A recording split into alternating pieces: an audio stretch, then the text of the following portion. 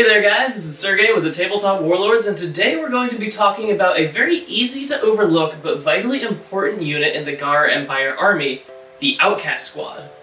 This highlight is going to be specifically about Ghar Outcasts in an Empire list as opposed to a Rebels list. This is because every unit is shaped by the units around it, so it serves a different role depending on which army it's played in. But before we get into all that, if you like this content, go ahead and hit the like button. And if you like the content the Tabletop Warlords produces in general, hit the subscribe button. We'd love to have you as part of the fold.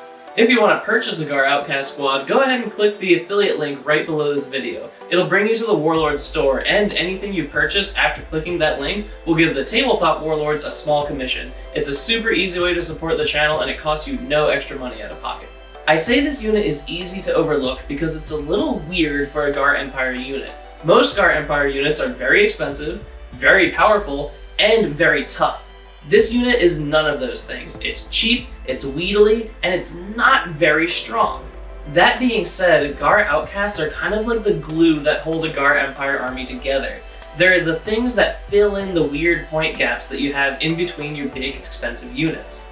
This unit is only 42 points, and it fills a tactical slot, which you're generally going to need in an Empire list. Their stat line is about as un-Ghar-like as you can get. They have a high agility at 6, an average accuracy at 5, a very low strength at 3, a very low res at 4, a below average initiative at 7. The leader of a Ghar Outcast Squad has a below average command of 7, and a regular Outcast has an even lower command at 6.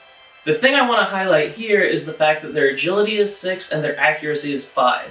Their agility being 6 means they're much more capable of getting through rough terrain and capturing objectives than the lumbering Ghar battlesuits.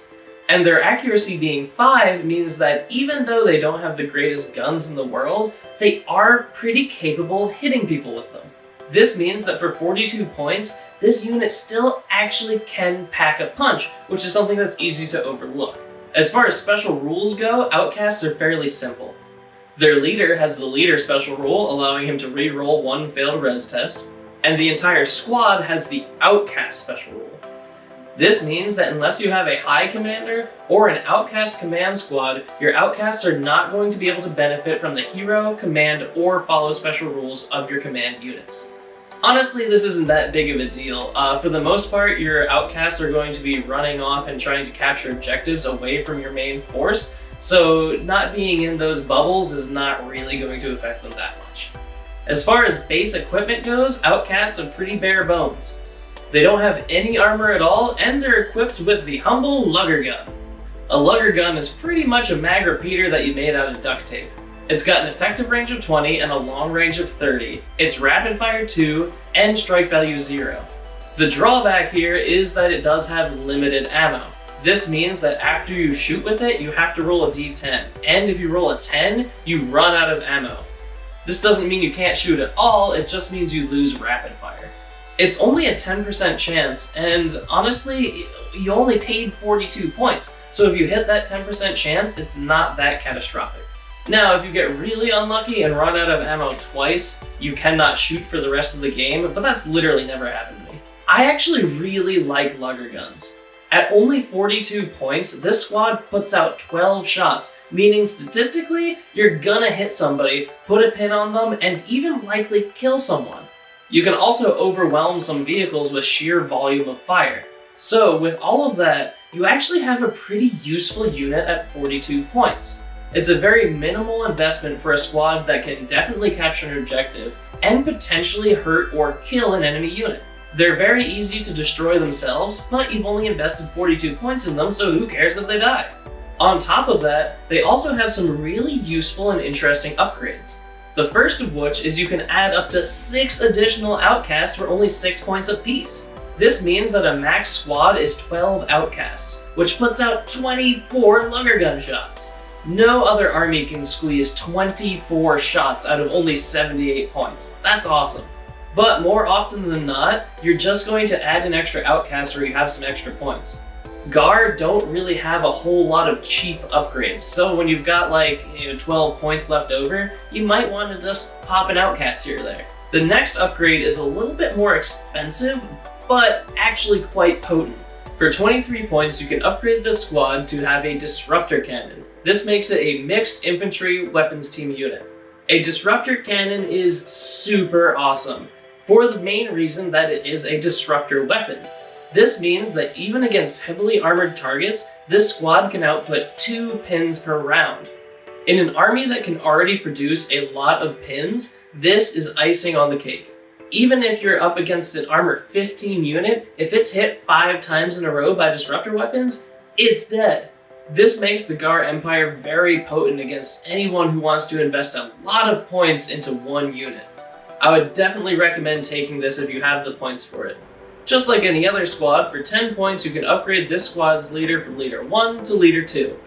Honestly, I don't recommend taking this upgrade. I'd much rather have an extra outcast for 6 points than a tougher leader for 10 points. If you want to increase the melee potency of this unit, you can pay 2 points to give each outcast a plasma grenade. In a Ghar Empire army, however, there are way more efficient ways to be potent in melee and way more efficient ways to destroy vehicles. So I wouldn't necessarily recommend taking this upgrade. That being said, if you have a max squad, 12 space goblins screaming down the field with plasma grenades is hilarious. I definitely recommend taking it for the memes. The final upgrade for this unit is a little bit of a weird one. Vac armor was introduced with the Drone Scourge returns, and it's 2 points per model.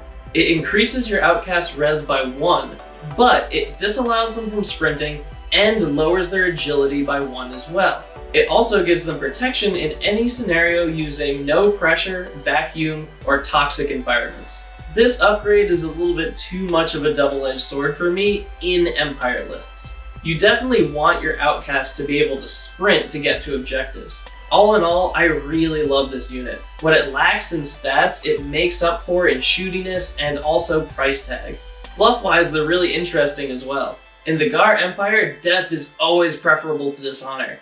Outcasts are the dudes that failed to die. Disgraced in defeat, they are ejected from their battlesuits and sent onto the field in loincloths with machine guns. If a half-naked, machine gun-wielding space goblin screaming down the field at your opponent doesn't intimidate them, I just don't know what does. From a hobby standpoint, they're also really cool models. In an Empire army, you're mostly dealing with hard lines and very stark miniatures. Outcasts have funny little potbellies and very emotive faces. They add kind of a weird little whimsical touch to what is otherwise a very stark army. Also, with the addition of a lot of flesh tones, they can add a lot of vibrance to an army that is mostly made of armor. Like I said, these guys are easy to overlook, but I heavily recommend Empire players both investing in buying a bunch of these guys and fielding them often. I hope you guys found this video informative, and if you did, go ahead and hit that like button. And if you like the content the Tabletop Warlords provides in general, hit that subscribe button as well. If you want to support the channel even further, please consider joining our Patreon campaign. Our patrons are the lifeblood of our channel, and they're what allow us to buy all these neat models to feature for you. Thanks so much for watching, guys, and as always, we'll see you on the tabletop.